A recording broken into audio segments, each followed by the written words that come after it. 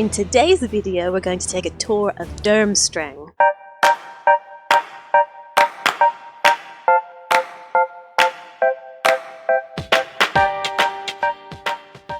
It is the most secretive of all the wizarding schools found either in Sweden or Norway, and so because of that I've given it more of a Viking feel. And as you can see here, this is actually an earlier version. I'll be showing you the one I'm actually working on right now, because the final location where I'm going to put this is in one of the destination worlds, Granite Falls, because it has a 50 by 50 lot, and I've run out of large size lots in this game to put all 8 schools into one save file. But I think this is a perfect location for it because it's in the middle of nowhere. It's got the water right next to it, which goes perfectly with the Durmstrang ship. The only difficulty is it's very hazy in this area, and so I'm not currently building the school here because for gallery purposes, when I go to upload it to the gallery, it's very hard to see the details when it's this hazy. So instead I've temporarily put it in Willow Creek next to Koldovstorets, the Russian wizarding school, just because it's brighter and it's easier for me to see as I'm working on it. Alright, now here it is. This is what I have done so far. I tried to give it a really dark feel because it's the only wizarding school that teaches the dark arts as part of its core curriculum, and it is very selective and prejudiced because it prohibits muggle-born wizards. So Grindelwald actually studied here before he got expelled, and so I gave it a Viking feel as well because of the Nordic location and because ships are a huge aspect of it. The only thing I strayed away from in terms of what the book describes it as is that I created these light towers because it's just so dark. I wanted to create a bit of a glow to it. The only downside to that is Durmstrang actually prohibits any fires from being around the castle because they're so secretive about their location. They don't want anyone to know where they are or that they exist, which I kind of figured that they could just do a cloaking spell to hide any fires, to hide any smoke, but for whatever reason they don't. But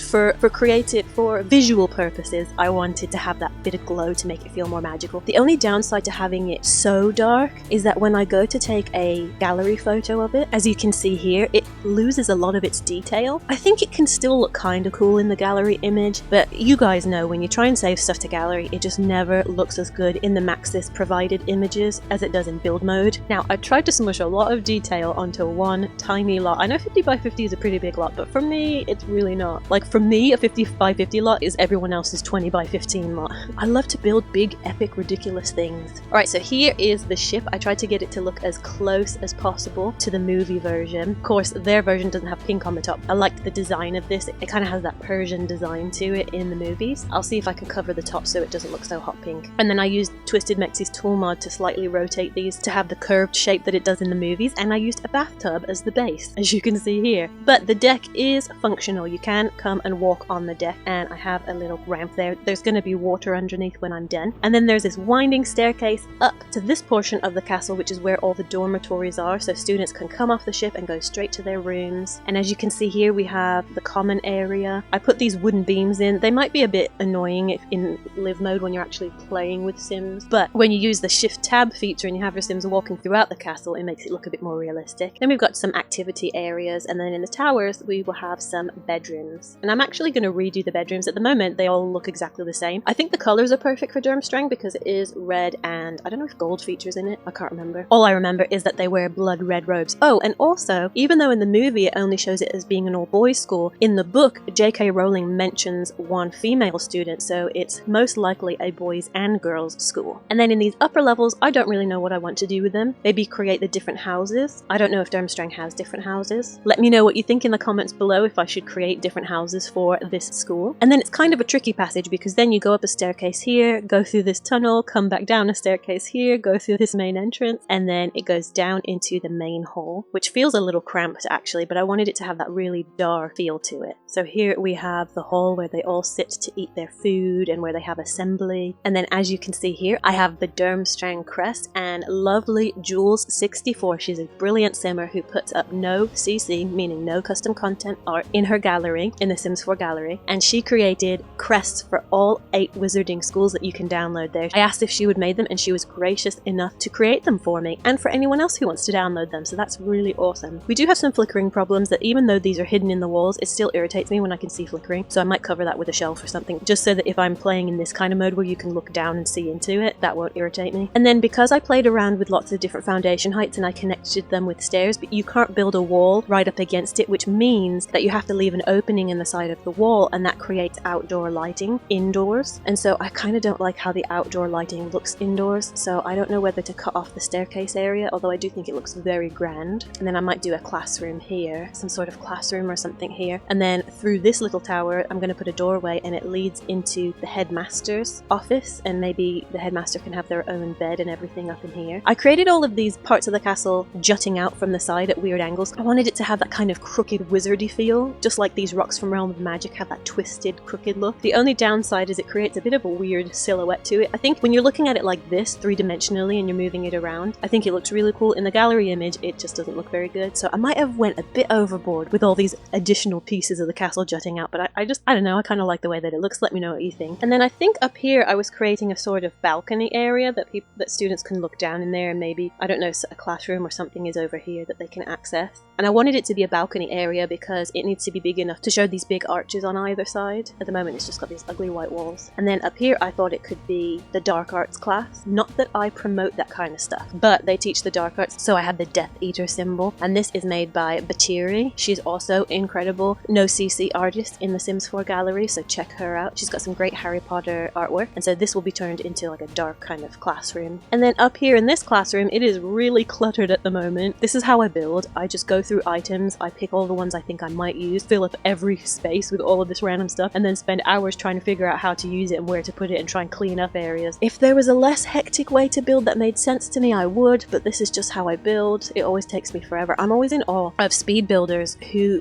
just know what they're doing. They know what items they're looking for. Me, I never do. That's why it takes me forever. But I thought it would be good to show you how chaotic my build system is, because I want you guys to know that you can still come up with an end product that's pretty cool, even if your process is not the best build process.